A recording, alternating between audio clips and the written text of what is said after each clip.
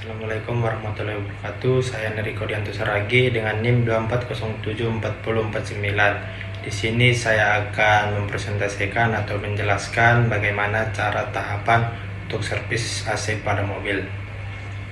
Langkah yang pertama yaitu mengukur tekanan fluida pendingin dalam keadaan AC mati. Yang pertama yaitu putar kedua katup ke kanan atau searah jarum jam.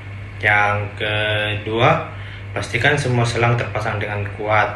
Langkah ketiga, pasang ujung selang warna biru ke sisi tekanan rendah pada kompresor. Langkah keempat, pasang selang merah ke yang bertekanan tinggi. Lalu yang berikutnya yaitu langsung baca tekanan pada low dan high dalam selang masih dikunci. Lalu langkah berikutnya yaitu cara mengukur vakum AC mobil. Lalu yang pertama yaitu blower pada putaran paling tinggi. Lalu AC disetting pada posisi paling dingin. Lalu yang berikutnya AC dihidupkan 5-10 menit. Lalu baca tekanan yang ditunjukkan manifold KWG. Tekanan low yaitu pada 1,5 sampai 2,5 kg per cm kuadrat. Lalu tekanan high-nya yaitu 14 sampai 16 kg per cm kuadrat. Lalu langkah berikutnya yaitu menentukan ada tidaknya bocor. Yang langkah pertama yaitu pasang manifold KWG sesuai prosedur nomor 1. Yang langkah berikutnya pasang selang kuning ke pompa vakum, lalu hidupkan pompa vakum selama 5 menit dengan membuka kedua katup bersamaan manifold KWG.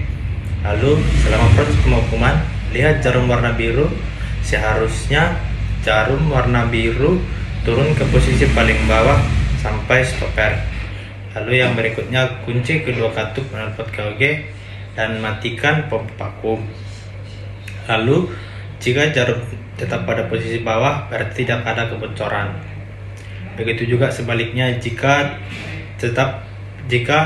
ada perubahan jarum naik atau turun berarti ada kebocoran. Lalu tekanan low-nya yaitu volts per inci derajat 90 sampai 120 PSI. Lalu tekanan low-nya yaitu pounds per inci kuadrat, yaitu tekanannya 196 atau 196 sampai 224 PSI. Lalu langkah berikutnya yaitu kita menentukan di mana titik kebocoran secara visual. Langkah yang pertama yaitu lihat sambungan selang pada AC ganti o-ring. Lalu yang langkah kedua yaitu lihat kondensor komponen apakah ada kebocoran oli. Lalu langkah yang ketiga yaitu dilihat apakah ada retak atau selangnya pecah ganti kondensor. Langkah yang ketiga yaitu dilihat apakah ada selang pecah atau retak, ganti konektor.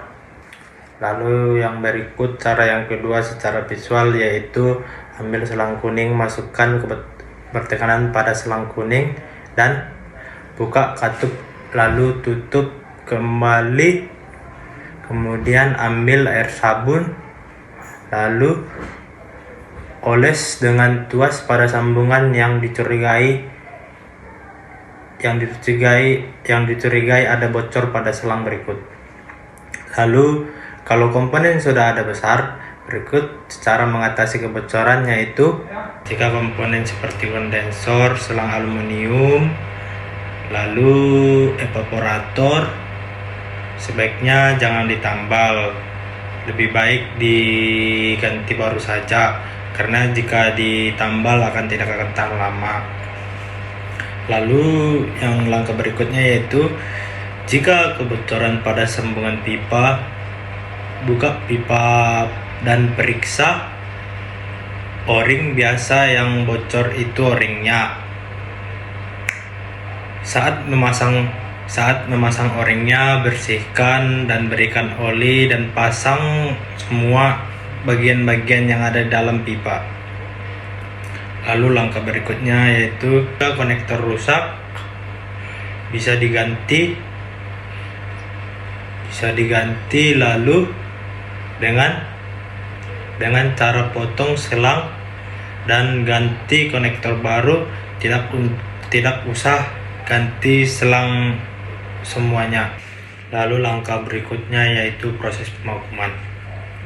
Kita pasang selang kuning ke pompa vakum dan selang merah ke kompresor. Lalu langkah kedua yaitu hidupkan pompa vakum dan buka kedua katup pada bagian kondensor. Lalu langkah berikutnya yaitu proses pemakuman. Langkah yang pertama yaitu kita pasang selang kuning ke pompa vakum dan biru merah ke kompresor. Lalu langkah yang kedua yaitu hidupkan pompa vakum dan buka kedua katup. Lalu langkah yang ketiga yaitu hidupkan selama 5 menit, kemudian kunci kembali vakum mati. Lalu yang langkah keempat yaitu jika jarum naik berarti ada kebocoran, begitu juga dengan sebaliknya. Jika jarum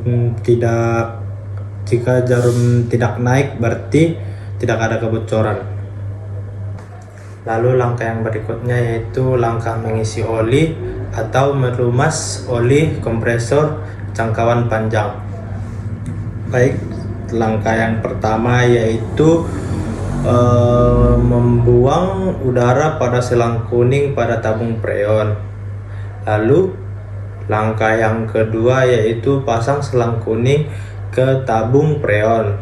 Lalu langkah yang ketiga yaitu bongkarkan katup dari lubang pendingin.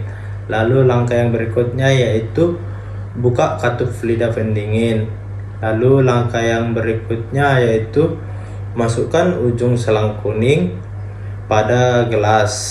Lalu setelah itu masukkan ujung selang pada gelas. Langkah berikutnya yaitu kita isi oli pada gelas. Lalu setelah isi oli tutup katup biru. Lalu langkah berikutnya yaitu mengisi fluida pendingin dalam keadaan AC mati. Langkah yang pertama yaitu pasangkan selang kuning fluida pendingin dengan kuat. Langkah yang kedua yaitu buka katup lubang atau lebar sehingga freon masuk ke selang kuning. Lalu langkah yang ketiga yaitu kemudian kunci lagi, lalu baca manifold gauge sebesar 1 kg per cm².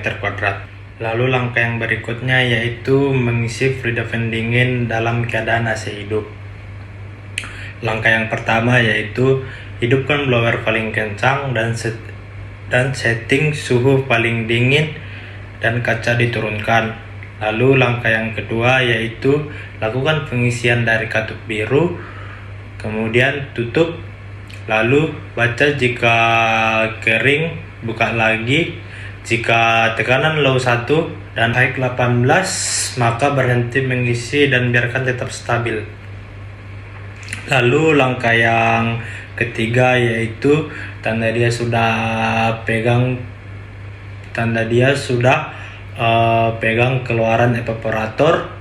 Lalu apakah sudah dingin atau lihat si gelas temperatur pada keluaran angin sampai tekanan 4 derajat Celcius sampai 10 derajat Celcius berarti sudah penuh. Lalu jika high tidak naik dan low naik itu berarti berhenti mengisi, berarti kompresor sudah rusak. Lalu yang berikutnya jika high naik dan low tidak naik maka berhenti mengisi, berarti kerusakan pada katup ekspansi atau filter. Sekian presentasi dari saya atau penjelasan tahapan pengisian AC pada mobil. Jikalau ada salah kata atau salah berbicara, saya mohon maaf. Terima kasih sudah mendengarkan presentasi saya.